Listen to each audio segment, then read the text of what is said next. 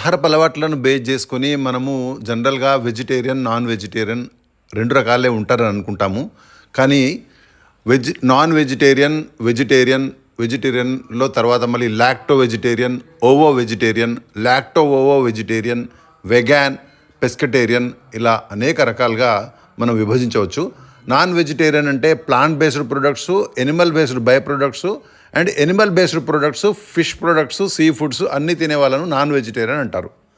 అంటే సముద్రంలో లభించే చేపలు ఇంకా ఇతర జీవాలు అండ్ మటన్, చికెన్ ఇవన్నీ తినేవాళ్ళు, ప్లాంట్ బేస్డ్ ప్రొడక్ట్స్ తినేవాళ్ళు వీళ్ళని నాన్ వెజిటేరియన్ అంటారు. వెజిటేరియన్ అంటే plant based products and Animal based by products అంటే పాలు, ఎగ్స్ కూడా వాళ్ళు తింటారు. అయితే వెజిటేరియన్లో ఇంకా 3 రకాలుగా మనం విభజించవచ్చు. లాక్టో వెజిటేరియన్ అంటే ప్లాంట్ బేస్డ్ ప్రొడక్ట్స్ తింటారు and at the same time పాలు కూడా తీసుకుంటారు, ఎగ్స్ తీసుకోరు, వాళ్ళను లాక్టో వెజిటేరియన్ అంటారు. ఓవో వెజిటేరియన్ అంటే ప్లాంట్ బేస్డ్ ప్రొడక్ట్స్ తీసుకుంటారు, ఎగ్స్ తీసుకుంటారు కానీ పాలు తీసుకోరు, వాళ్ళని ఓవో వెజిటేరియన్ అంటారు. లాక్టో ఓవో వెజిటేరియన్ అంటే ప్లాంట్ బేస్డ్ ప్రొడక్ట్స్, పాలు, ఎగ్స్ తినే వాళ్ళని లాక్టో ఓవో వెజిటేరియన్ అంటారు. వెగాన్ అంటే ఏంటి మరి? వెజిటేరియన్ అండ్ వెగాన్ ఈ రెండింటి మధ్య డిఫరెన్స్ ఏంది?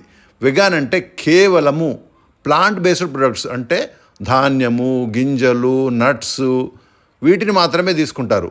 ఎనిమల్ బేస్డ్ ప్రొడక్ట్స్ అంటే జంతువుల ద్వారా వచ్చే పాలు కానివ్వండి, ఎగ్స్ కానివ్వండి ఇవేవి తినరు, వాళ్ళని వెగాన్ అని అంటారు.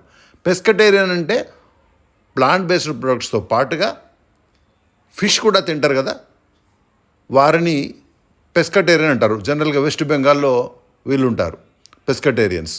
సో ఈ విధంగా ఆహారపు అలవాట్లు బేస్ చేసుకొని వ్యక్తులను ఇన్ని రకాలుగా విభజించవచ్చు.